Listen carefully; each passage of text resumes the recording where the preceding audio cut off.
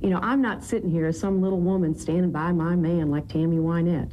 I'm sitting here because I love him, and I respect him, and I honor what he's been through and what we've been through together. And you know, if that's not enough for people, then heck, don't vote for him.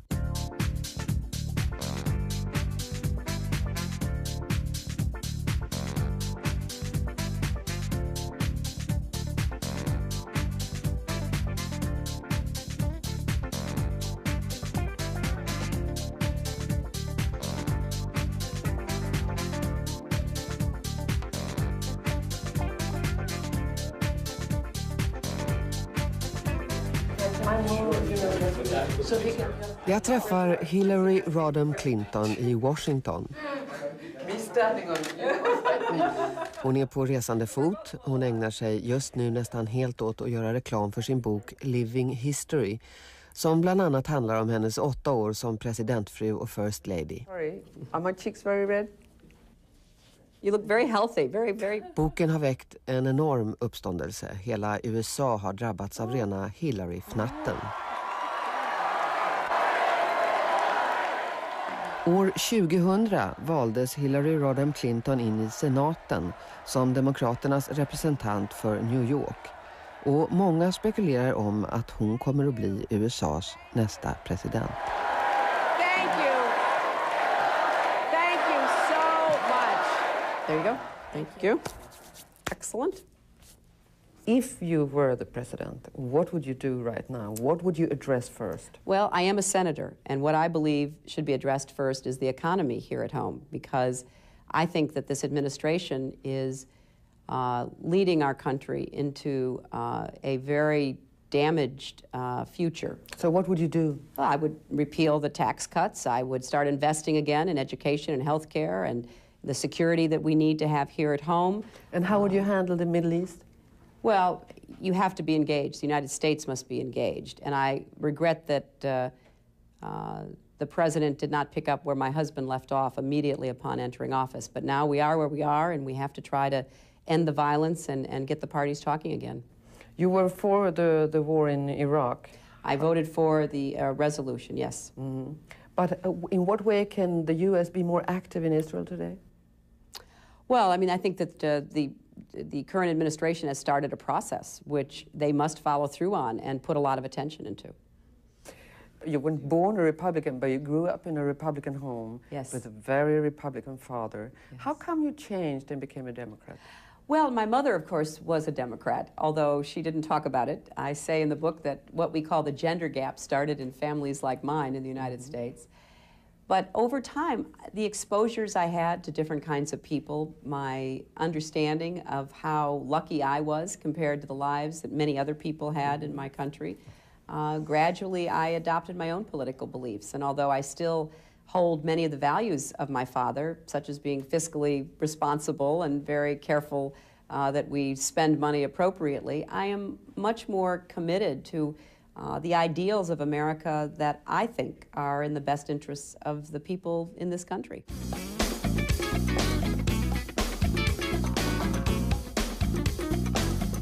Hillary Rodham Clinton föddes 1947 i Chicago. Pappa var företagare, mamma hemmafru, hon hade 2 bröder. Hon utbildade sig till advokat och engagerade sig tidigt för barns och kvinnors rättigheter.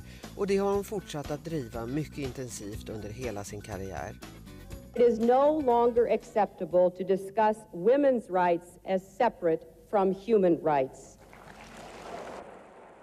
Hillary har alltid varit en kontroversiell person och som rikets första dam fick hon utstå mycket kritik för att hon var för aktiv och stark. Look, there are people around here who think Hillary Clinton is responsible for the weather outside. It is surprising how public her role is and how supportive he has been of her assuming this role. What do you think explains the feelings, the very, very strong feelings that you evoke in people, good and bad? Well, I think that in the book I talk about how I've been called a Rorschach test, you know, the ink blot test that people are given. And you look at something, and in my case, people look at me, and you know, they may have their own feelings about women in public life, about opinionated women, about all various matters. And so there are personal reasons why people have positive or negative feelings about me, and there are political reasons why people agree or disagree with me. I accept that. That seems to go with the territory of being me.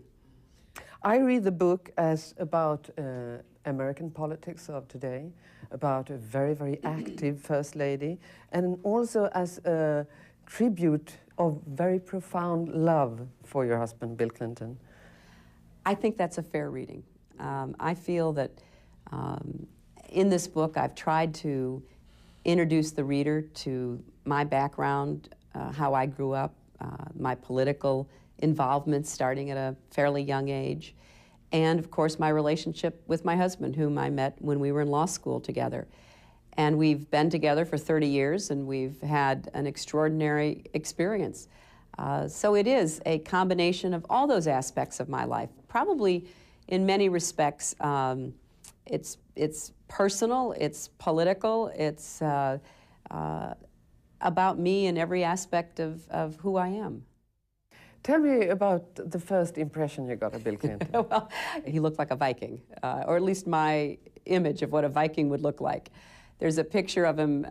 He, of course, was tall, and he had a lot of quite bushy, longish hair and a beard, and he just was the most energetic and fully alive, interesting person I'd ever met. Or was it like love at first sight? It was certainly attraction at first sight. I was immediately attracted to him, and when we started to date one another, we found we had so much in common, and I fell in love with him, and he asked me to marry him, and I at first said no because I was not sure what I wanted to do with my life, and I knew very well that, as I say, Bill Clinton is like a force of nature, and I had to be very sure I was willing to go through the seasons of that natural force with him.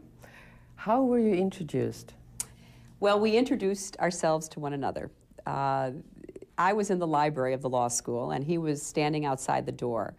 I was frankly not concentrating on my books because I was looking at him and he was looking at me. I still didn't know his name, although I had seen him around the campus. So I got up from my desk and I walked over and I said, if you're going to keep looking at me and I'm going to keep looking back at you, we at least ought to know one another's name. I'm Hillary Rodham, and that's how we met. And what did he answer? Well, he says that he couldn't remember his name, but that's not true. He did introduce himself. And then at the end of that semester of school, we were in a class together, and we walked out the last day of class, and he asked me where I was going, and I told him I was going to register for the next semester classes. So he went along with me, and we talked, and it was really the first time we'd ever had a conversation. And we stood in the line where you had to go as a student to register for the classes, and we got up to the counter, and the woman behind it said, well, Bill, why are you here? You've already registered. And he confessed that he had just wanted to talk with me. So we then went for a very long walk, and it really became our first time together. Och sen den dagen var de ett par, och Hillary, som hade en lovande advokatkarriär framför sig, valde trots det att flytta med Bill Clinton till Arkansas, där han blev guvernör. I, William Jefferson Clinton, do solemnly swear. Och 1993, den 20 januari, svor Bill Clinton presidenteden, och Hillary Rodham Clinton blev därmed rikets första dam. Men presidentskapet innebar ingen dans på rosor. Nästan från första dagen så började anklagelserna mot det nya presidentparet. En gällde det påstådda ekonomiska oegentligheter i den så kallade Whitewater-affären. Så drogs en gammal historia fram där Bill Clinton påstod sig haft ett 12-årigt förhållande med en kvinna som heter Jennifer Flowers. Does he lie? Well, he could be. He started to put his hands and slide up my legs. I pushed him back. I got away. Och så anklagades han för att ha utsatt Paula Jones för sexuella trakasserier. Reading your book, I was very shocked because I didn't know that so much time and effort for First Lady and her husband was devoted to all the affairs, all the accusations, all the investigations. How much time would you say that you spent, dealing with all these things? Well, Stina, I think that's a very fair observation, and I gave a hint of that in the book because it was a great deal of time. And I think my husband did a very good job as president, despite all of the obstacles and the investigations and the efforts to undermine his presidency. But how much time would you say that you devoted to it? Well, it would come and go. There were some periods when it was very intense and other periods when it would not be so much a part of our lives. Is it a democratic problem, would you say? I think it's a problem of what I call the politics of personal destruction. That's very strong. The Republican right wing in our country exercises. They could not beat Bill Clinton at the polls. They could not beat me in my election in New York. They knew that the majority of Americans, if given accurate information, agreed with us on our policy positions about where the country should go. So they decided to try to destroy his presidency and to undermine and really destroy our credibility, our reputations. And that's what they did, day after day after day. Now, luckily, both of us are able to, I guess, take a lot of that, and we could keep going because it became clear to us that it wasn't about us personally. If we'd agreed with them, if we had said we won't fight for health care reform, we won't fight against the gun lobby, we won't fight for a fairer economic policy, they would have left us alone. So this was about our politics and our policy as much as anything else. Men 1998 briserade en ny bomb. President Bill Clinton anklagades för att ha haft en sexuell relation med den drygt 20-åriga praktikanten Monica Lewinsky. I 7 månader förnekade Bill Clinton affären med Lewinsky. Och Hillary, som hela tiden trodde på sin man, stod vid hans sida och försvarade honom vid otaliga tillfällen. But I want to say one thing to the American people. I want you to listen to me. I'm going to say this again. I did not have sexual relations with that woman, Miss Lewinsky. I never told anybody to lie, not a single time, never. These allegations are false, and I need to go back to work for the American people. Thank you. Men den nitiske åklagaren Kenneth Starr gav sig inte. Presidenten tvingades att vittna inför en jury och till slut, ställd inför hotet att bevis skulle presenteras, så erkände Bill Clinton att han hade ljugit. Hillary blev förstås chockad, förtvivlad och rasande. Indeed, I did have a relationship with Miss Lewinsky that was not appropriate. In fact, it was wrong. It constituted a critical lapse in judgment and a personal failure on my part for which I am solely and completely responsible. I know that my public comments and my silence about this matter gave a false impression. I misled people, including even my wife. I deeply regret that. Have you been able to forgive him for this? Yes. Yes. No, it wasn't easy. How? Well, I think that as any person in the position I found myself in, you have to make a very hard choice as to whether you want to go on with your marriage or not. And different people make different choices depending upon what they think is right for them. We did go into counseling, which I thought was very helpful and recommend. What did you learn from this affair personally? Well, I'm not going to go into that. I mean, to me, the fact I wrote about it was in large measure due to the fact that it was dragged into the public for reasons having nothing to do with me. And I'd rather keep the process that we went through, frankly, between us, because otherwise it wouldn't have been very successful. How can you feel trust again? Well, I think that it is a challenge in a relationship, and it is something that we work on and we have to be conscious of. But I concluded, based on all the factors that were important to me, that it was worth trying to repair our relationship. Mm-hmm. Certainly, extramarital affairs among presidents did not start with Bill Clinton. What started with Bill Clinton is media coverage. What would you say is best? What was the policy before with the media or the policy now? Well, there's no doubt that the policy before, that You know, there are no perfect human beings as far as I know, and I don't think we've ever elected a perfect president. Every one of us has our faults and our problems. But aren't the private ethics of a president very important for the public to know about? Well, I think that they are if they affect the public performance. And in many instances, there's no relationship whatsoever. And everyone knows that from history. And it's not just in America, it's anywhere in the world. But it wasn't just the media. This was an effort to make public what should have remained private as a way of ending a presidency. It was part of an unconstitutional power grab. And it had very little to do with anyone's shock or outrage. Some of the very same people who were most accusing of my husband themselves had the very same problem. It had nothing to do when it was stripped away with that. And the American people understood that, which is why, by very large margins, they supported Bill through that period. And they did not want to see this abuse of our Constitution succeed. You are a role model for women all over the world. Some people say that you're also a role model in this respect, staying with your husband through very difficult times like this. What do you say to that? I say that there is no formula. But are you a role model? Can you accept that a lot of women see you as a role model in this respect? Well, I think that for the women who do and think that it is a good choice for them, I respect that. For women who would make a different choice, but respect the fact that I made the choice that was right for me, I think that's where there might be, some instruction. Because what I try to do is to convey to women that we have to do what is right for us. Not what is right for our parents, not what is right for our husbands or our children or society. We have one life to live, and I can't live a life that somebody else thinks I should live.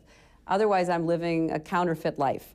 And for those people who say I should have not stayed in my marriage, that's their choice, but it wasn't my choice. I know your mother taught you something very good, I think. She taught you to act, not to react to what other people say. That's right. I know that you write that the two absolutely most difficult decisions you ever made in your life were to decide whether to stay in your marriage or not, and whether you should run for the US Senate or not. Why was this later so difficult? Because it was such an abrupt change from my life. I had never thought I would run for political office myself. But you were so politically engaged all your life, an independent woman, even though you had stayed at the side of your husband. But I think there are many ways to be in public service. I had been an advocate. I had been a lawyer on behalf of children. I had worked very hard on a range of issues without having to be in public life. It wasn't, well, that I had never done it before. It was something new. I had to be willing to take a big risk. And I've taken a lot of risks in my life. But this What is the biggest risk you've taken? Well, the two that I said. I mean, to stay in my marriage and to run for the Senate. There are many other smaller risks, obviously. But I had to conclude whether it would be the right decision for me to try, whether it would be something I would be good enough at to be successful. And it was a very difficult decision. But once I made it, I was very happy I did. And how was it to run yourself, not standing at the side of somebody who was running? It took some real changes and adjustments because I had so used to, not just for my husband, for other people, talking about the candidate, talking about what we as the people supporting the candidate would do. And all of a sudden I had to stand there, in front of the press, in front of the public and say, I believe this, I will do this, I will vote this way. And how does it feel? I'm very happy about it. But I also liked my other life. I mean, I feel that both of the roles that I have been privileged to play as First Lady, now as Senator, each in its own way taught me a great deal, expanded my horizons, caused me to have to change my mind about the world in different ways. So, it was the constant growth and challenge that I think life is that I found very satisfying. I was thinking about something. It was your husband who made wrong, but to me it seems that you have been the one to suffer most from it in the media light. You have been, asked much more questions than he has about this. Can you look at this from a feministic point of view? Well, I think part of it is because of this book. And I take responsibility for the book and what I wrote in the book, and I don't think I could have written about the 8 years in the White House without having addressed what was obviously a very public part of our lives there. But, you know, he has a book coming out. I'm sure he'll get asked some questions as well. So you don't feel as if you have been more victimized or Oh, I suffering think some more? people try to do that, but I don't feel that personally. Okay. So when some people say, she knew all along, you know, and she's just keeping a blank face because it doesn't fit her politics to admit it. What do you say to that? I say that, you know, that's not what happened to me, and they can believe whatever they choose to believe, but for a lot of reasons, I believed my husband in January of 1998, and I was not about to be swayed by newspaper stories or television stories because we'd been through so many false stories by that time. I personally had been accused of so many things that I knew were not true. And so I was not going to listen to anyone else. I thought I owed that to him, and until he told me differently, I was not prepared to believe it. Do you care at all about what people think about you? Not much. No? No. Because no. a lot of people said to me when I was going here, you have to find out whether Hillary Rodham Clinton is a cold, ambitious lady who does anything to get power, or if she is this loving, warm, devoted woman who stays, who suffers for love, anything. Well, you know, I think as a woman, we are many things. And certainly the challenges that women in the public eye still face are universal. But which is true? I don't think either is true. I don't think or any... both is true? I don't think, no, I think all of us as human beings are much more complex than those stereotypes. But that because I'm in the public eye, or perhaps you or someone in the public eye, people will project their own feelings and their own experiences and their own beliefs onto that person. But you know, I am many different things. I feel that I've had a very rich and full life, and I have a lot of different aspects to my personality, as most people do. How has your perception of love changed since you first met Bill Clinton? Oh, you know, love is the most important force in the world.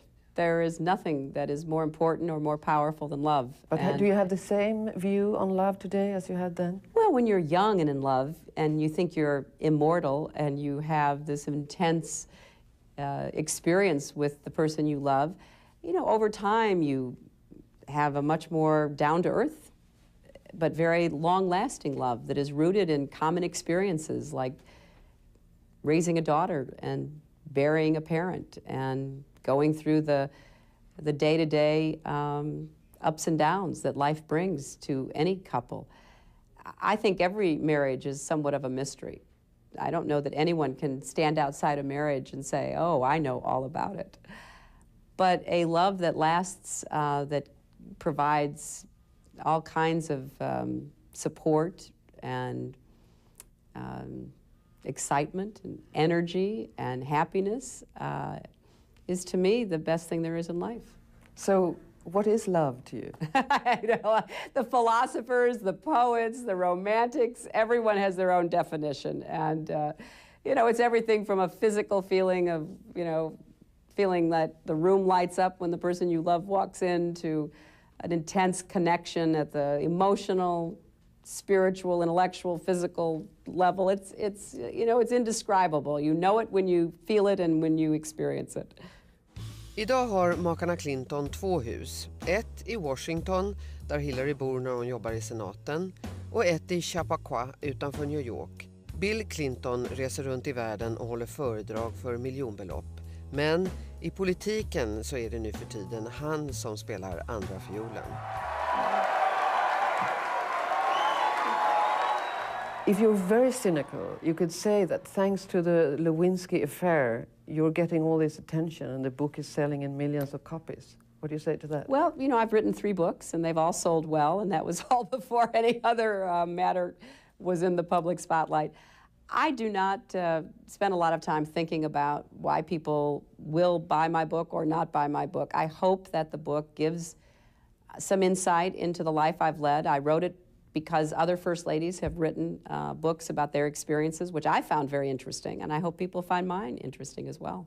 You ran for president when you were in high school, to be president My of high school class, yeah. right. And somebody commented about this when you lost. What was the comment? Well, why did you think you could win? Girls can't be president. You know, that was a very common belief. You're stupid to think a girl could win. That's right. That was a very common belief. And so would I be stupid if I think that the next American president is going to be a woman? I would hope you're not. I would hope that we will, I don't know for the next one, but I hope that we will have a woman president at some point in the not distant future. I meet a lot of people in the streets here who all say they want Hillary Clinton as the president. Well, that's very flattering. I have no intention to run for president, but Never? Well, I have no intention of running for president, but I do hope that we will have a woman president. So that does not mean that you will never be a president. Well, you know, I have learned never is a very long time. Hillary och Bill Clinton har alltid varit väldigt noga med att hålla sin dotter skyddad från media. Chelsea avslutade nyligen ekonomistudier i England och ska börja jobba som finanskonsult. So what is your advice to your daughter? Well, I keep that between me and my daughter. But I think for young women in today's world, to get the best education they can get, listen hard to what they want to do with their lives, what their interests are, what their beliefs are, and have the confidence to follow the path that is right for them, whether anyone else agrees with them or not.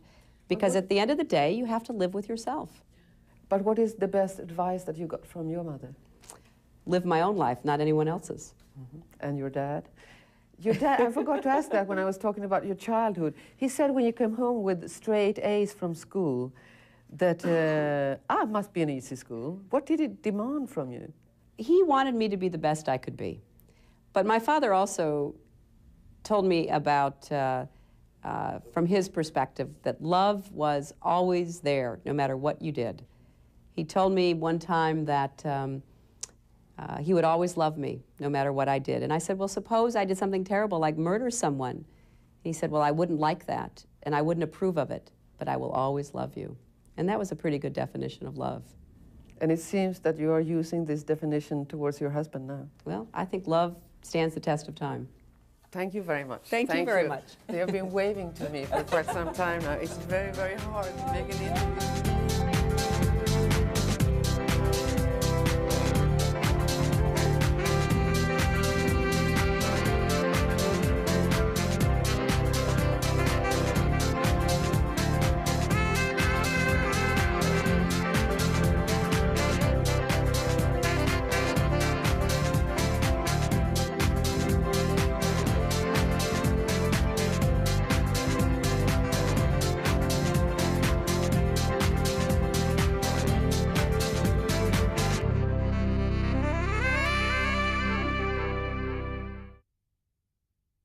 Många spekulerar om att hon kommer att bli USAs nästa president.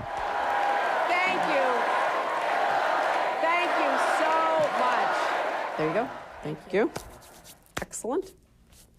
If you were the president, what would you do right now? What would you address first? Well, I am a senator, and what I believe should be addressed first is the economy here at home, because I think that this administration is leading our country into a very damaged future. So what would you do? Well, I would repeal the tax cuts. I would start investing again in education and health care and the security that we need to have here at home.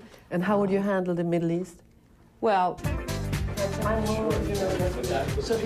jag träffar Hillary Rodham Clinton i Washington. Hon är på resande fot. Hon ägnar sig just nu nästan helt åt att göra reklam för sin bok Living History, som bland annat handlar om hennes 8 år som presidentfru och first lady. Sorry, are my cheeks very red? You look very healthy, very, very... Boken har väckt en enorm uppståndelse. Hela USA har drabbats av rena Hillary-fnatten. År 2000 valdes Hillary Rodham Clinton in i senaten som demokraternas representant för New York. As a Democrat, although she didn't talk about it, I say in the book that what we call the gender gap started in families like mine in the United States. But over time, the exposures I had to different kinds of people, my understanding of how lucky I was compared to the lives that many other people had in my country, gradually I adopted my own political beliefs. And although I still hold many of the values of my father, such as being fiscally responsible and very careful that we spend money appropriately, I am much more committed to the ideals of America that I think are in the best interests of the people in this country.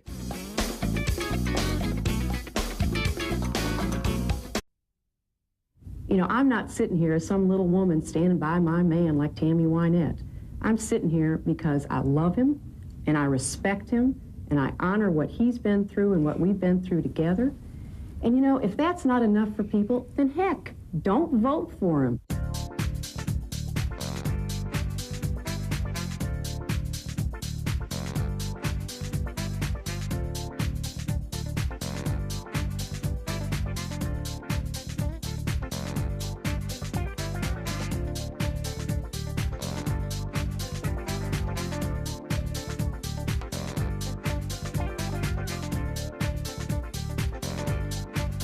You have to be engaged. The United States must be engaged. And I regret that the president did not pick up where my husband left off immediately upon entering office. But now we are where we are, and we have to try to end the violence and get the parties talking again. You were for the war in Iraq? I voted for the resolution, yes. Mm-hmm. But in what way can the U.S. be more active in Israel today? Well, I mean, I think that the current administration has started a process which they must follow through on and put a lot of attention into. You weren't born a Republican, but you grew up in a Republican home. Yes. With a very Republican father. Yes. How come you changed and became a Democrat? Well, my mother, of course, was